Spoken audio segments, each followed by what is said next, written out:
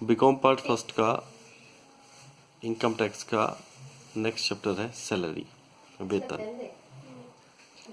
वेतन का अर्थ होता है कि जब कोई व्यक्ति किसी दूसरे व्यक्ति के अधीन रहकर कार्य करे या कोई काम करे और उस काम या कार्य के बदले वह जो धनराशि लेता है उसे वेतन कहा जाता है।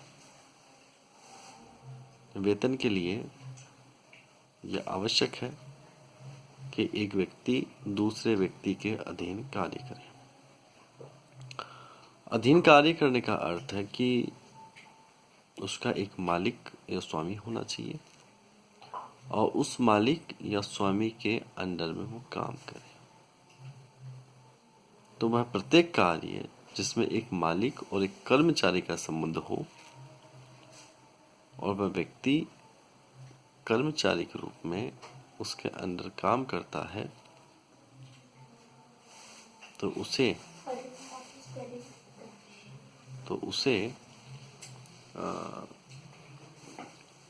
वेतन कहेंगे। सैलरी के लिए कुछ बातें ध्यान रखना आवश्यक है, जैसे मालिक व कर्मचारी का संबंध होना आवश्यक है। इसमें एक मालिक होगा, एक कर्मचारी होगा और मालिक कर्मचारी के अधीन कार्य और कर्मचारी जो है मालिक के अधीन कार्य करेगा। तो पहला बिंदु हुआ वेतन का कि मालिक तथा कर्मचारी का संबंध होना चाहिए। दूसरा, कर्मचारी मालिक को कुछ कार्य करके देगा। नंबर 3, पारिश्रमिक के रूप में वह धनराशि लेगा। यह धनराशि समय के अनुसार ली जा सकती है तथा कार्य के अनुसार या घंटे के अनुसार भी ली जा सकती है। चौथा बिंदु,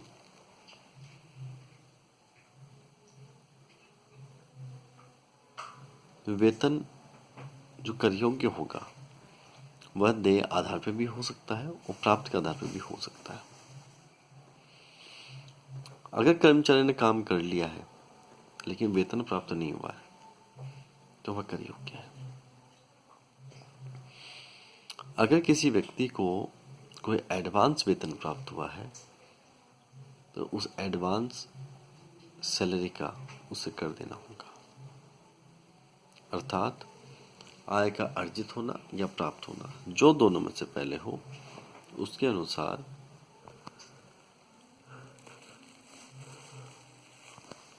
कर दिया जाता है। अगला आता है इसी में कि वेतन में मजदूरी भी सम्मिलित है। जब व्यक्ति घंटे के अनुसार पैसा लेता है तो उसे मजदूरी कहा जाएगा और इस वेतन में हम मजदूरी को भी सम्मिलित करते हैं।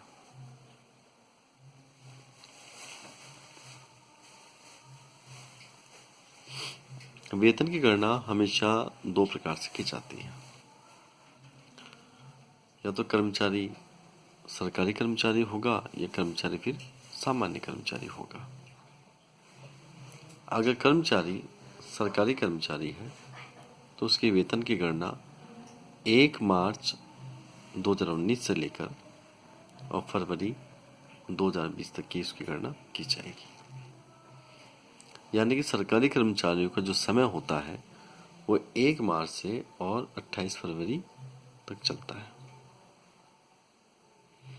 जबकि प्राइवेट व अर्ध सरकारी कर्मचारियों के लिए यह समयावधि 1 अप्रैल 2019 से 31 मार्च 2020 होगी।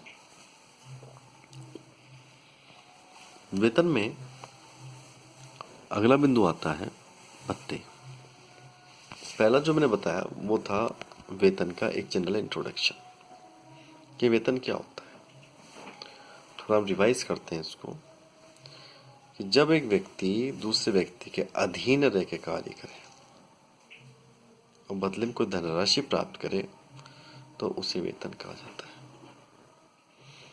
वेतन के लिए कुछ बातें हैं, जैसे पहला, नियोक्ता व कर्मचारी का संबंध होना चाहिए। नियोक्ता मतलब एक मालिक और एक कर्मचारी होना चाहिए।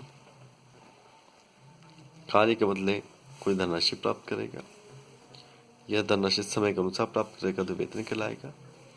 यह धनराशि कार्य के अनुसार प्राप्त करेगा या समय घंटे के अनुसार प्राप्त करेगा तो उसे हम मजदूरी कहेंगे। पांचवा, वेतन प्राप्त या देय, जो भी दोनों में से पहले हो, के अनुसार कर योग्य होता है। अगला बिंदु आता है इसमें भत्ते। कर्मचारी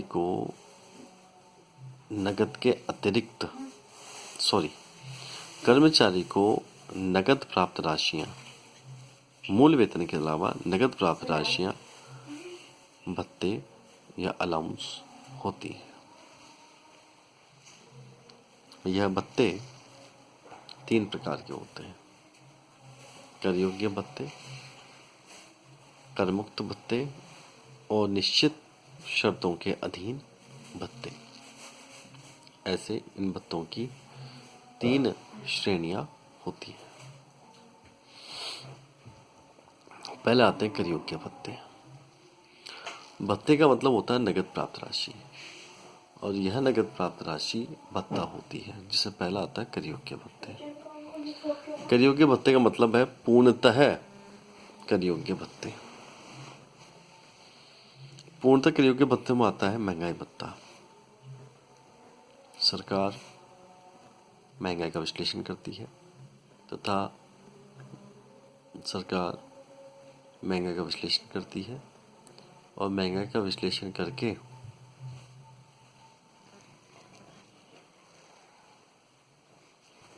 और महंगाई भत्ता बढ़ाती है। कभी 4%, कभी 5%, ऐसे आप बजट में पढ़ते हैं, अखबारों में सुनते हैं।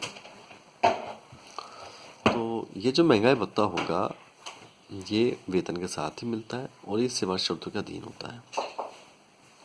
इसलिए यह राशि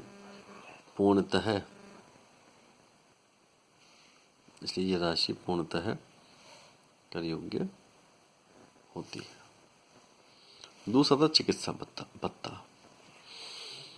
कर्मचारी को नगद पैसा दे दीजिए और वो अपनी चिकित्सा कहीं भी करा ले, तो प्रत्येक माह आपको जो भी नगद धनराशि प्राप्त होती है चिकित्सा के लिए, उसे कहते हैं चिकित्सा भत्ता। नगर क्षतिपूर्त भत्ता बॉम्बे है, दिल्ली है, चेन्नई है, कोलकाता है, तो जिस शहर के जो क्षेत्र होते हैं जहाँ भीड़ भाड़ ज़्यादा होती है वहाँ नगद क्षतिपूर्त भत्ता दिया जाता है और यह धनराशि पूर्णतः कर योग्य होती है।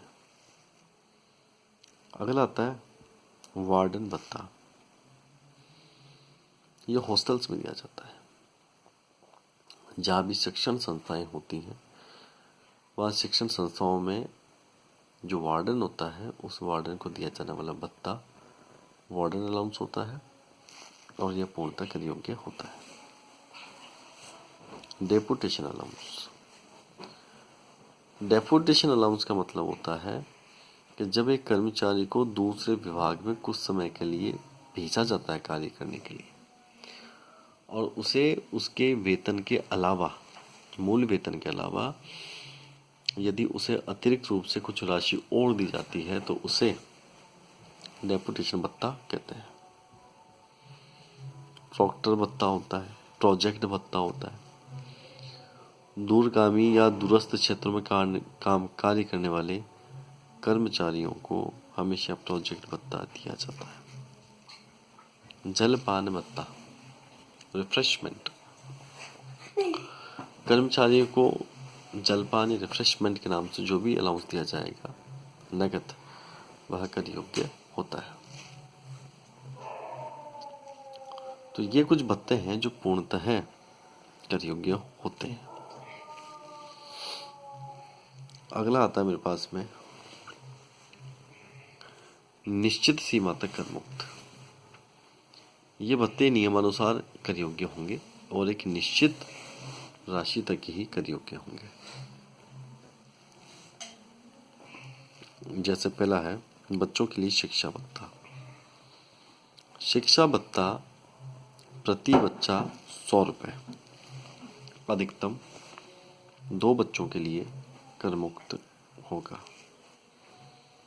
अगर एक ही बच्चा है तो 100 रुपये एक बच्चे के, 12 महीने के 1200 रुपये टैक्स फ्री। 2 बच्चे हैं तो 100 रुपये पर मंथ, 2 बच्चे के 200 रुपये, और 12 से गुणा करेंगे तो 2400 रुपये, तो 2400 रुपये की राशि कर मुक्त होगी। छात्रावास भत्ता, हॉस्टल अलाउंस। हॉस्टल अलाउंस 300 रुपये प्रति माह तक कर मुक्त होगा और यह अधिकतम 2 बच्चों तक कर मुक्त होता है।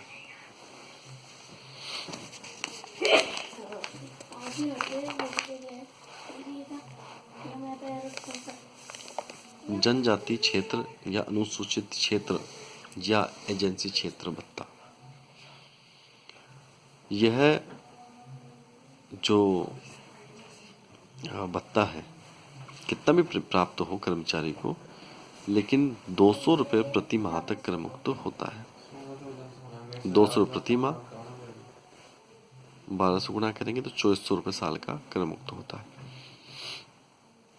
यह कर मुक्त है उत्तर प्रदेश, मध्य प्रदेश सहित के राज्यों में, लेकिन राजस्थान में यह भत्ता पूर्णतः कर योग्य है। विशेष क्षतिपूरक पहाड़ी क्षेत्र भत्ता। समुद्र तल से 1000 मीटर से अधिक ऊंचाई वाले स्थानों पर 300 रुपये से 7000 रुपये प्रति माह तक यह विशेष क्षतिपूरक भत्ता कर मुक्त होता है। सीमा क्षेत्र भत्ता, दुर्लभ क्षेत्र भत्ता, तनाव क्षेत्र भत्ता। इन तीनों में 200 रुपये से लेकर 1300 रुपये प्रति माह तक की राशि कर मुक्त होती है। अगला आता है यातायात संचालन में लगे हुए कर्मचारियों के लिए को विशेष भत्ता। ऐसे व्यक्ति जो ट्रेवलिंग का काम करते हैं, बस सेवाओं में हैं, यातायात सेवाओं में लगे हुए हैं, उन्हें 1,20,000 रुपये साल का तथा 70% प्राप्त राशि का 70%, जो दोनों में से कम होगा कर मुक्त होगा। क्षतिपूरक कार्य क्षेत्र भत्ता। यह भत्ता 2600 रुपये प्रति माह तक कर मुक्त है। क्षतिपूरक संशोधित कार्य क्षेत्र भत्ता। यह 1000 रुपये प्रति माह तक कर मुक्त है। उपद्रव नियंत्रण भत्ता। यह 3900 रुपये प्रति माह तक कर मुक्त होता है।